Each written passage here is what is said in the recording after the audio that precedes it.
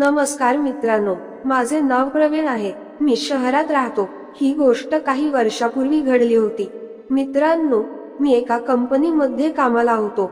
या शहरात काम असल्यामुळे लोक दूर दूरून काम करण्यासाठी येत होते. मी घेतलेली खोली रहिवाशांच्या नेटनेटक्या शेजारीची होती. दुसरीकडे आमच्या इमारतीत मजल्यानुसार खोल्या विभागल्या गेल्या. माझ्या खोलीच्या शेजारी वहिनी राहत होती.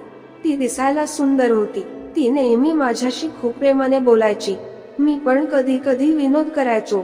कधी मला काही वस्तू लागली तर मी वहिनीला मागायचो आणि वहिनीला कोणती वस्तू लागली तर मी मला मागायची.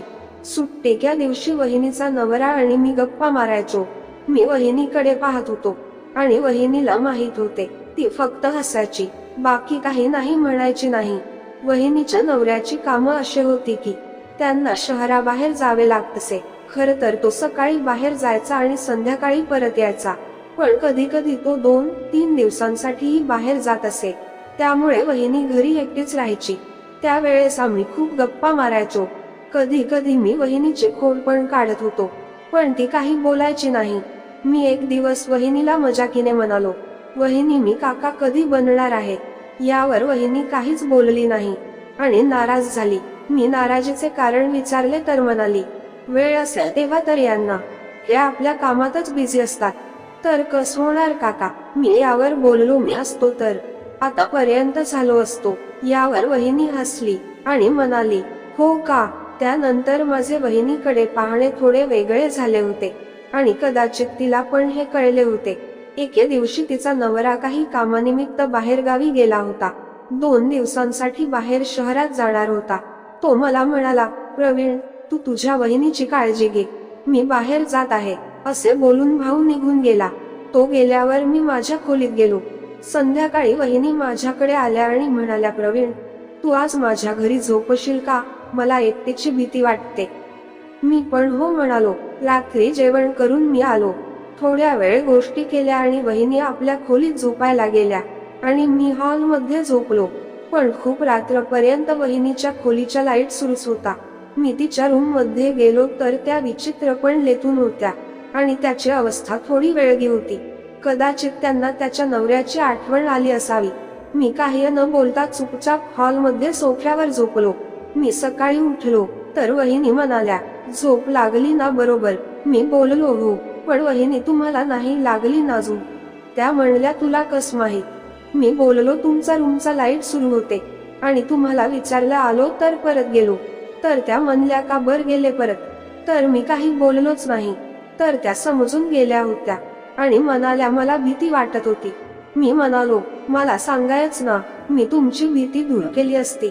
आता त्या हसल्या. दुसऱ्या दिवशी मी जेवण करून वहिनीकडे आलो. आता रूम मध्ये टीव्ही पाहत होतो. पण थोड्या वेळाने अचानक वहिनी घाबरली आणि ती उठून माझ्या जवळ आली. वहिनी मला म्हणाली, तुझा काही आक्षेप नसेल तर मी इथे झोपू का? मला एकटे पडायला भीती वाटते. मी म्हणालो, होय, पण अचानक काय झाले? तर वहिनी म्हणाली, मला स्वप्न खूप बेकार पडले म्हणून मला भीती वाटत होती, पण आता झोप लागत नव्हती. कारण एवढी सुंदर वहिनी शेजारी पडली असेल तेव्हा कुठल्या मूर्खाला झोप येईल? आणि वाहिनीचे पण तसंच झालं हो. ती माझ्याकडे पाहत होती. माझी नजर वहिनीकडे जात होती.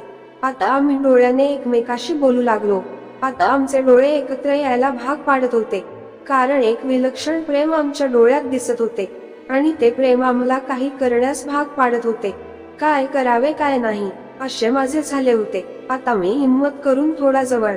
आता ती काहीच बोलली नाही, पण तिच्या चेहऱ्यावर त्या गोष्टीची आतुरता दिसत होते जे तिला पाहिजे होती. आता आम्ही एकमेकांमध्ये रमण्यास तयार झालो होतो. ती शांतता आम्हाला भारावून टाकत होती आणि ती पण जवळ. आता तर पूर्ण अंगात आग लागली होती आणि आम्ही रमून गेलो होतो. थोड्या वेळाने त्या शांततेत एक विचित्र आवाज येत होता आणि त्या वेळच्या सर्व हद आम्ही पार केल्या होत्या. आता ही वेळ न संपणारी होती. पण काही वेळाने सर्व शांत झाले. आम्ही एकमेकाकडे बघून चुपचाप होतो. आता आम्हाला झोप लागत होती आणि आम्ही झोपी गेलो. सकाळी उठलो तेव्हा वहिनीला म्हणालो, वहिनी कस वाटत आहे? तर त्या म्हणाल्या, मला खूप जास्त खुशी मिळाली, जी मी शब्दाने सांगू शकत नाही. अशाच गोष्टीसाठी चॅनलला सबस्क्राईब करा. धन्यवाद.